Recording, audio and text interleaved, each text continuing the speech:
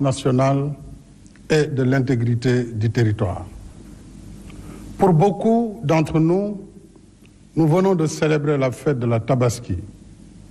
cette fête de la foi, de la solidarité et de la convivialité en compagnie de ceux et celles que nous aimons et qui emplissent nos vies de bonheur, d'espoir et d'amitié. Pour certains de nos concitoyens, cependant, la fête s'est déroulée dans l'ombre du deuil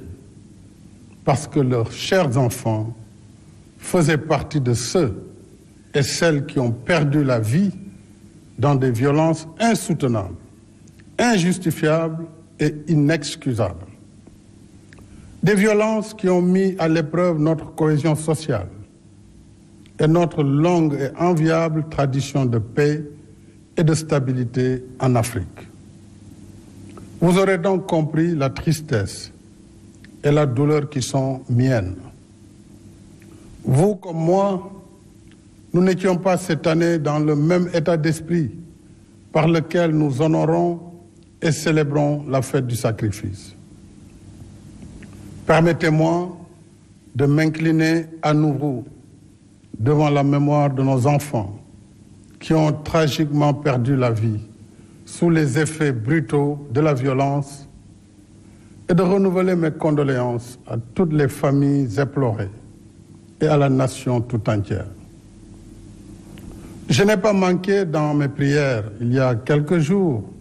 au lieu saint de l'islam, de penser à nos regrettés disparus. Aucun de nos fils, aucune de nos filles ne doit payer de sa vie les désaccords qui s'expriment dans nos sociétés. La vie de nos concitoyens ne peut être sacrifiée sous l'autel d'intérêts politiques. Nous avons l'obligation de protéger la vie et la dignité de tous les Sénégalais, de toutes les Sénégalaises. Devant l'insoutenable, l'innommable, la prise de parole n'est pas toujours facile. Et souvent, les mots n'arrivent pas à exprimer le plein de tristesse qui nous envahit. Nous avons vécu des événements particulièrement graves, marqués par une violence sans précédent, occasionnant des morts et des blessés, ainsi que la destruction massive de biens publics et privés. Les scènes de violence et de pillage auxquelles nous avons assisté et leur coïncidence avec une cyberattaque contre les sites stratégiques du gouvernement et des services vitaux tels que l'eau et l'électricité n'ont rien à voir avec une quelconque manifestation politique. Rien, ni aucune revendication ne saurait justifier qu'on tue, qu'on diffuse des messages de haine et de violence dans les réseaux sociaux, qu'on saccage et brûle des biens publics et privés, y compris des moyens de transport, des commerces, des lieux de culte, des domiciles, des consulats, des ambulances, même un corbillard, des universités et des écoles, comme pour éteindre la lumière du savoir, réduire au silence notre élite et notre relève scientifique et intellectuelle, et plonger notre pays dans les ténèbres de l'obscurantisme. L'objectif funeste des instigateurs, auteurs et complices de cette violence inouïe était clair: semer la terreur, mettre notre pays à l'arrêt et le déstabiliser. C'est un véritable crime organisé contre la nation sénégalaise, contre l'État, contre la République et ses institutions. Face à ces actes inadmissibles, l'État est resté debout et le peuple sénégalais, attaché à son vivre ensemble, a refusé de tomber dans le piège de cette machination insurrectionnelle aux antipodes des valeurs démocratiques et qui visait à s'emparer du pouvoir par la violence et détruire notre modèle de société. Je renouvelle mon soutien et mon entière confiance à nos forces de défense et de sécurité, dont la retenue, le professionnalisme et le sang-froid ont permis d'éviter un bilan plus lourd. Je redis avec fermeté que les auteurs, les commanditaires, les complices répondront de leurs actes inqualifiables devant la justice. En attendant, les enquêtes se poursuivent. Nous ferons toute la lumière sur ces événements et sur les forces occultes qui veulent ébranler notre pays. Pour ma part, j'affirme ici que je ne transigerai pas avec des fossoyeurs de la nation, de l'État, de la République. Ce serait trahir mon serment constitutionnel. J'exprime encore ma profonde compassion et ma solidarité aux victimes de ces actes criminels qui ont perdu leurs biens, fruits d'années d'investissement, de labeur et d'efforts quotidiens. Je pense également à toutes celles et tous ceux plongés aujourd'hui dans la détresse parce que leurs emplois sont perdus ou menacés. C'est le Sénégal qui se lève tôt, qui travaille dur toute la journée et qui se couche tard, qui est ainsi atteint. J'invite fortement les parents et les familles à plus de vigilance. Je demande solennellement aux citoyens, aux leaders d'opinion, à toutes les forces vives de la nation, politiques et apolitiques, soucieux de la sauvegarde des valeurs démocratiques, de la paix, de la sécurité et de la stabilité de notre pays, de soutenir sans réserve l'action de l'État pour mettre en échec le projet pernicieux de déstabilisation du Sénégal. Quand la paix, la sécurité et la stabilité de la patrie sont à ce point menacées, il n'y a point d'indifférence et de neutralité possible. Au regard de cette situation sans précédent, j'ai demandé au gouvernement de faire un bilan exhaustif des pertes et d'examiner les voies et moyens d'assister les familles des victimes ainsi que les personnes et entités ayant subi des préjudices. Le contexte est difficile. Les inquiétudes, les angoisses sont là. Mais je sais que le peuple sénégalais a les ressources spirituelles, culturelles, traditionnelles, sociales pour transformer ces moments d'épreuve en une chance pour la paix. Ainsi, œuvrer à transformer nos divergences en des occasions de dialogue constructif pour forger le Sénégal que nous voulons. Un Sénégal de respect de la vie humaine, de la justice, de l'égalité et de la paix. Un Sénégal qui se réconcilie avec ses valeurs de dialogue, de concertation qui ont traversé le temps et construit son histoire enviée. L'heure du bilan viendra plus tard, alors que des occasions se présenteront pour vous parler de ce que le Sénégal a été sous ma présidence. Mais aujourd'hui, je voudrais interpeller toute la classe politique, sans exclusive. Notre pays nous demande de regarder ensemble vers l'avenir, afin que nous soyons les bâtisseurs du Sénégal de demain. Consolidons les forces de nos institutions, tout en remédiant à leurs faiblesses. Abandonnons les postures populistes, nihilistes, extrémistes qui tentent de présenter notre pays comme un désert sans loi. Chaque nation peut être éprouvée, chaque société peut être traversée par des tensions. Mais voici plus de 60 ans que nous œuvrons à construire un Sénégal selon nos valeurs de paix et de solidarité. Des jalons ont été posés par mes prédécesseurs. continuons à bâtir sur ces acquis et éloignons-nous des radicalismes qui veulent faire de la violence l'arbitre principal de nos différends. Nous pouvons être des adversaires, mais jamais des ennemis. C'est pour cela qu'après le dialogue national réussi, que je salue encore, ma main demeure tendue à toutes les voies de bonne volonté pour continuer d'échanger sur les bonnes idées, les bonnes propositions qui nous permettront de faire advenir un Sénégal de bâtisseurs et non de casseurs, d'asseoir une paix durable, de réussir des élections apaisées, dont les résultats seront acceptés par tous le lendemain du scrutin. Cette vision de nous-mêmes comme un peuple ancré dans la paix et la stabilité n'est pas une utopie, même si notre histoire politique a rencontré quelques moments de fragilité, de tension. Notre force a été d'avoir toujours su trouver les mots, les paroles, les rencontres pour converser, pour penser ensemble les plaies, guérir ensemble les maux. Et depuis mon investiture à la magistrature suprême, mon gouvernement et moi n'avons ménagé aucun effort pour renforcer l'unité nationale,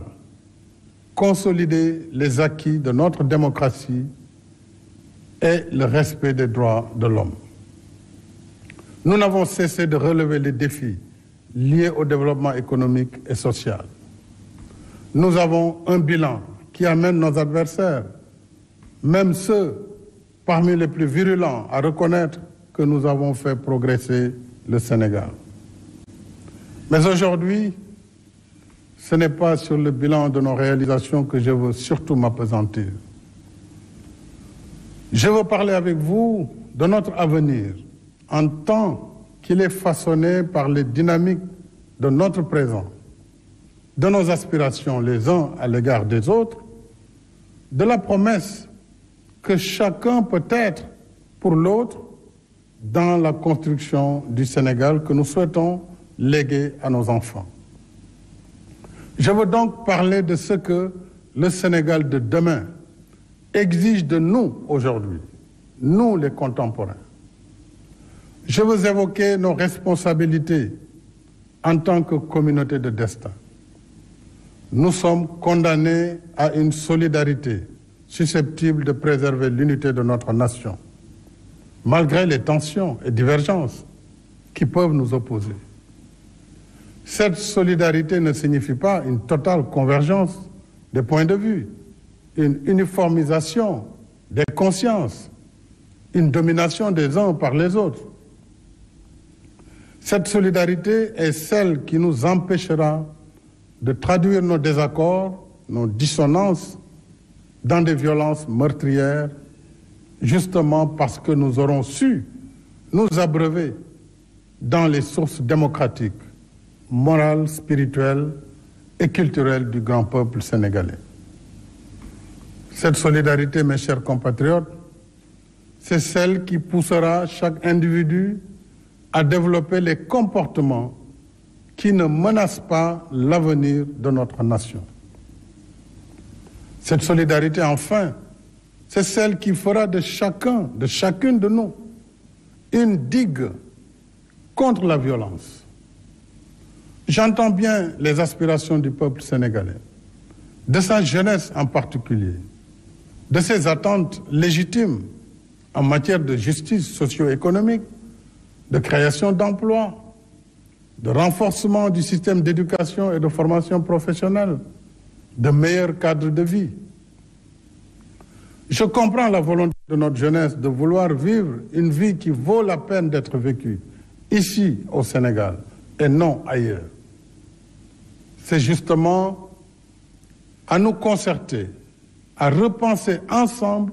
cette solidarité que nous parviendrons en tant que société à répondre aux justes revendications de notre jeunesse et de l'ensemble des citoyens sénégalais. Jamais la violence n'a permis à un pays de répondre aux aspirations de sa population. Loin d'être une solution, la violence et les discours qui la construisent sont les signes d'une démission morale, intellectuelle, politique et citoyenne. N'est-ce pas à réinventer de nouvelles manières de penser le développement de notre pays et de l'Afrique que nous devons nous atteler ensemble afin d'assumer notre destin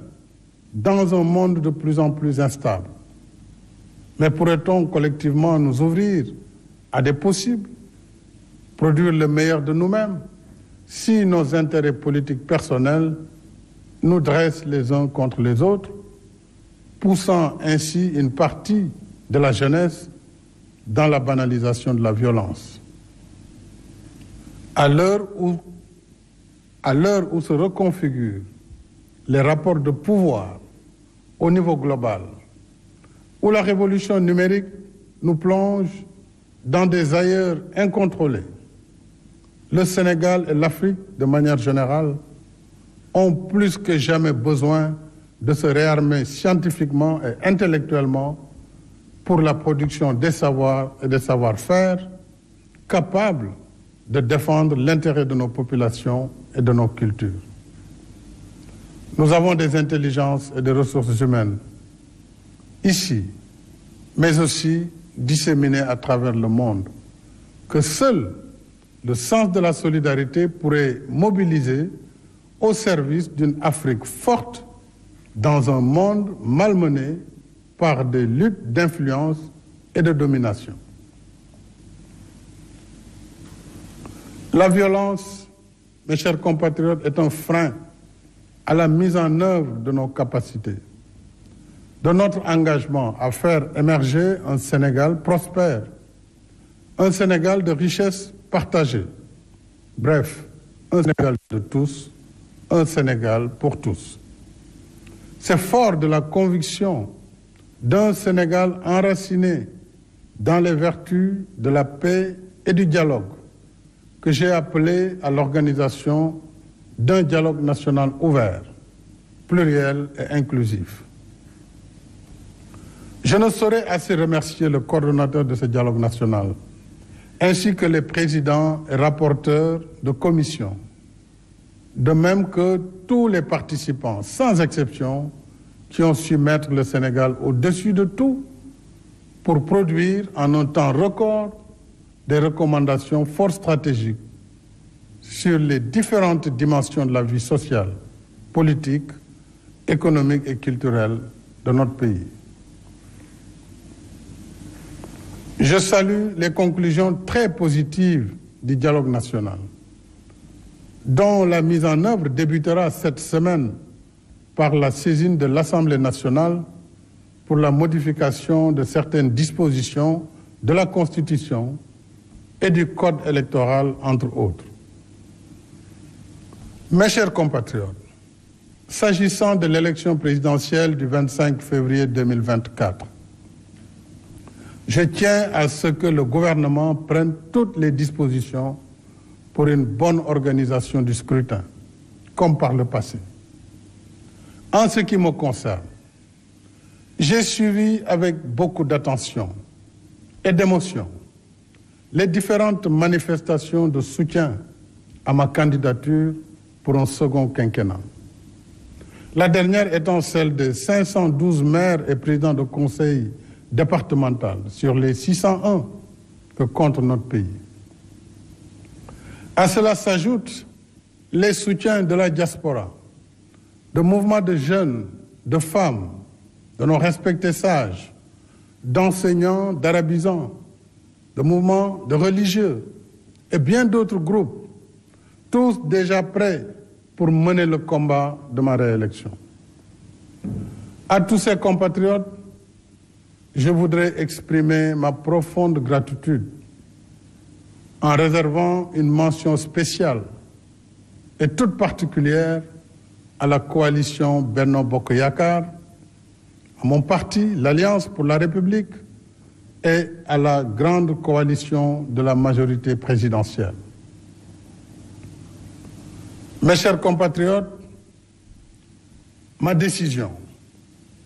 longuement et mûrement réfléchie, est de ne pas être candidat à la prochaine élection du 25 février 2024. Et cela, même si la Constitution m'en donne le droit. En effet, depuis la révision constitutionnelle de 2016, le débat juridique a été définitivement tranché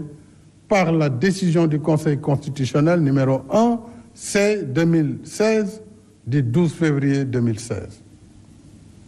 Je sais que cette décision de ne pas être candidat surprendra tous ceux et celles nombreux dont je connais l'admiration, la confiance et la fidélité sincère. Elle surprendra aussi ceux et celles qui souhaitent me voir encore guider la construction du Sénégal, qui trouvent de plus en plus ses marques. Mais le Sénégal dépasse ma personne et il est rempli de leaders également capables de pousser le pays vers l'émergence. On a tant spéculé, commenté sur ma candidature à cette élection. Cependant, je n'ai jamais voulu être l'otage de cette injonction permanente à parler avant l'heure, car mes priorités portaient surtout sur la gestion d'un pays, d'une équipe gouvernementale cohérente et engagée dans l'action pour l'émergence, surtout dans un contexte socio-économique difficile et incertain. Contrairement donc aux rumeurs qui m'attribuaient une nouvelle ambition présidentielle, je voudrais dire que j'ai une claire conscience et mémoire de ce que j'ai dit, écrit et répété ici et ailleurs.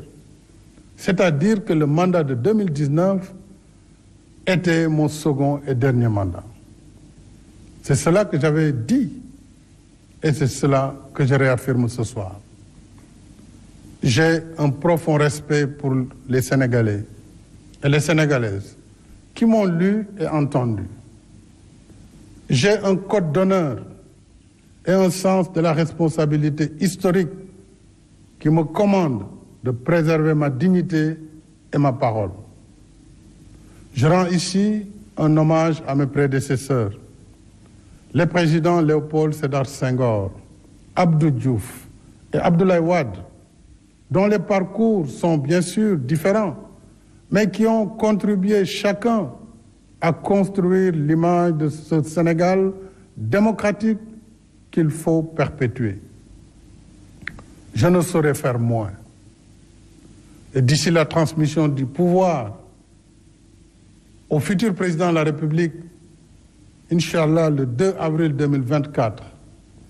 j'assumerai avec responsabilité et fermeté toutes les charges qui incombent à ma fonction.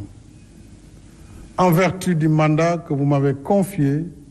et en étroite cohérence avec mon serment constitutionnel, je continuerai de consacrer toutes mes forces à défendre sans faille les institutions constitutionnelles de la République, le respect des décisions de justice, l'intégrité du territoire, la protection des personnes et des biens. Je resterai à vos côtés, à votre écoute et au service de la République et de la nation.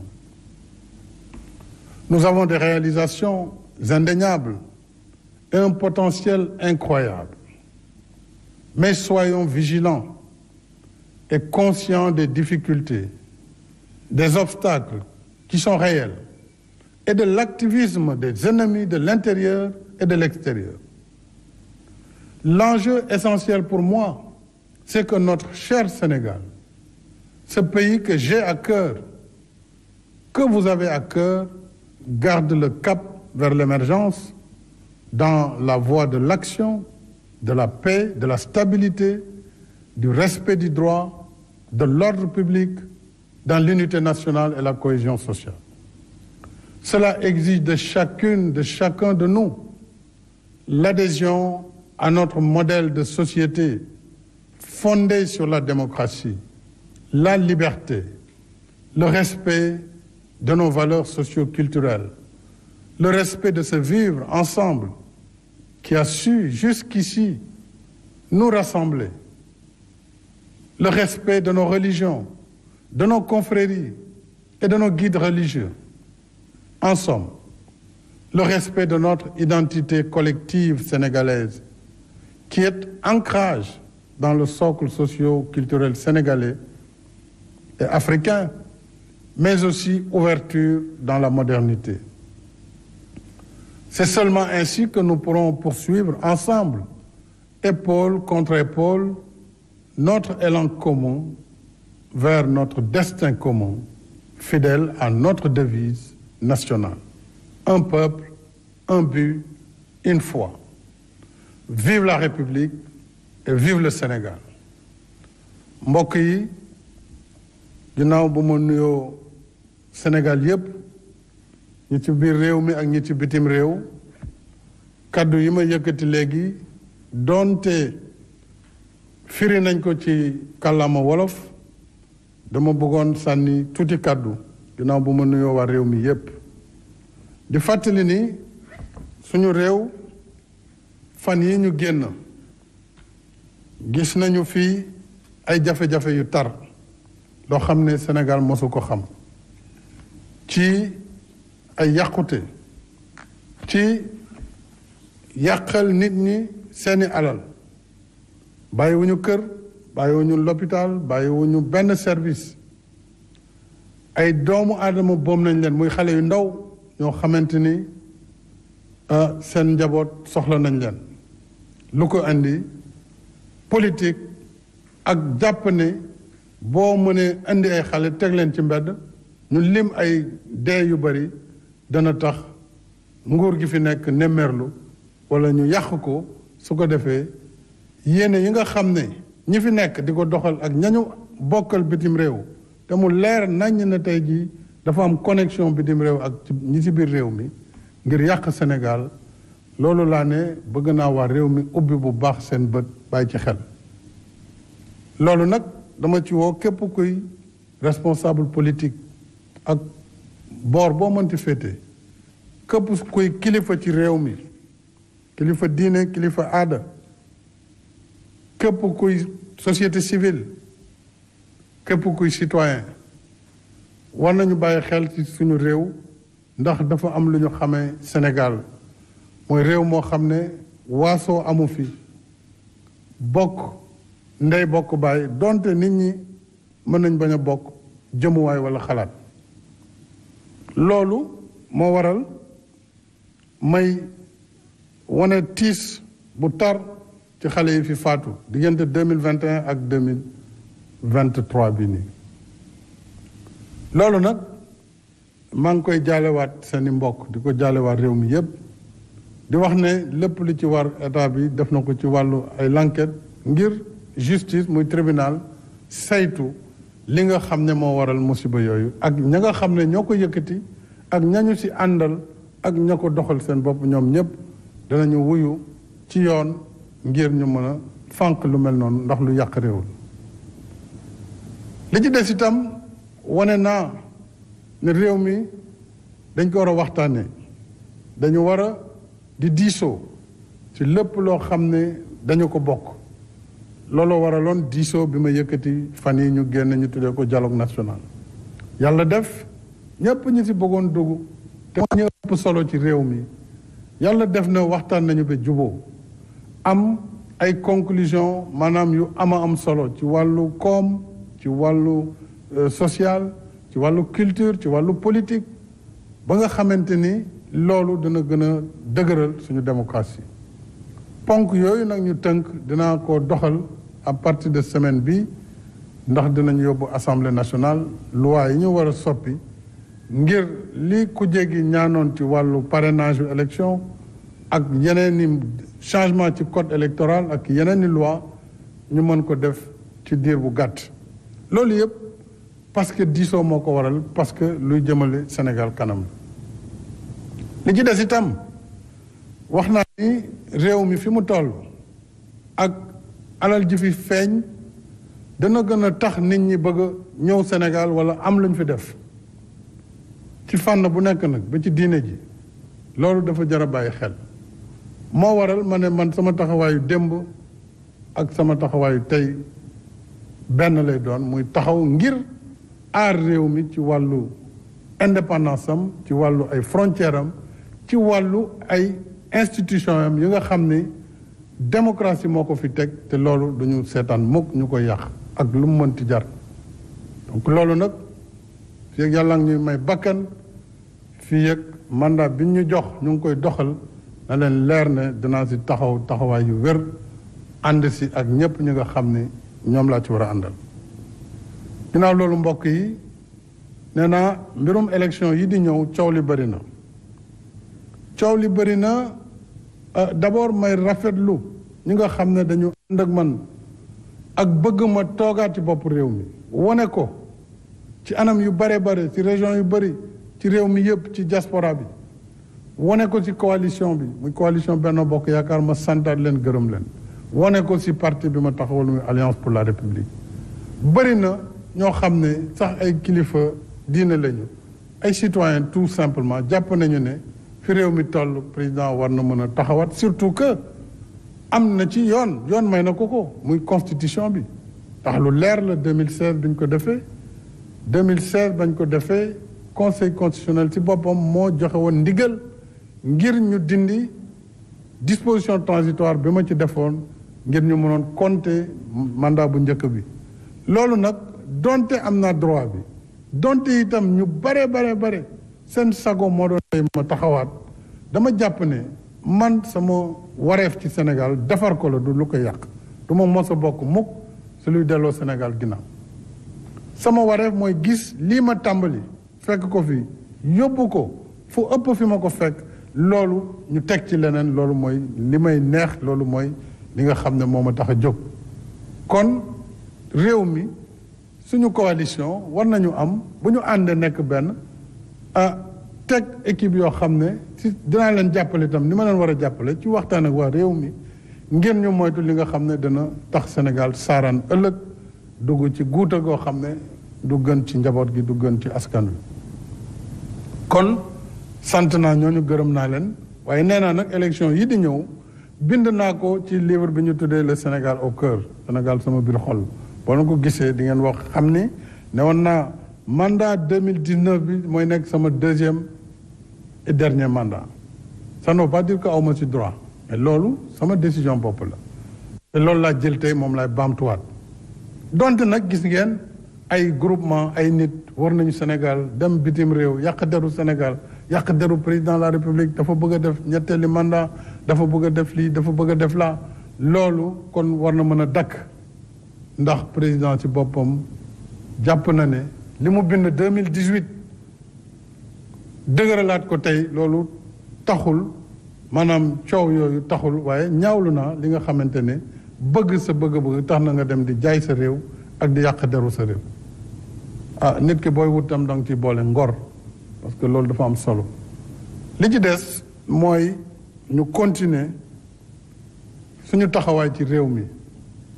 continuer waxtaan ak ndaw ñi parce que avenir u Sénégal ci ndaw ñi la nekk suñu bëggee seen njàng baax suñu bëggee ñu am liggéey am jàppale waruñu taal école yi waruñu taal université yi waruñu yàq li ñu fi liggéey suñu fi defee ay train def fi ay BRT loo xam ne Afrique yëpp a ci bëgg loolu askan bi moo tax ñu def ko du pour président Macky Sall wala keneen wala gouvernement bi kon war nañu sàmm loolu ñu leen defar parce que alalu réew mi moo ko tabax te dañ ko leb kon loolu dañ ko war a sàmm suñu bëggee ëllëgu gone yi nekk ëllëg bu gën ci loolu laay woo mbokk Sénégal yëpp di leen sant di leen gërëm di leen wax nag bañ a nekk candidat terewul ma taxaw nag taxawaayu président de la République boo xam ne lépp lu mu laaj ci wàllu responsabilité danaa ko doxal ba mu mot sëkk fii ba bés bi terme bi di jeex mooy bu ci yàlla àndee ñaari fan ci weeru avril 2024 dina fekk ñu def élection yal na nekk élection bu sedd guy bu leer naññ ni ko Sénégal di defee su ko defee Sénégal continuer doxam ci jàmm ak salaam maa ngi baalu ñëpp ak di sant ñëpp di gërëm ñëpp wasalaam.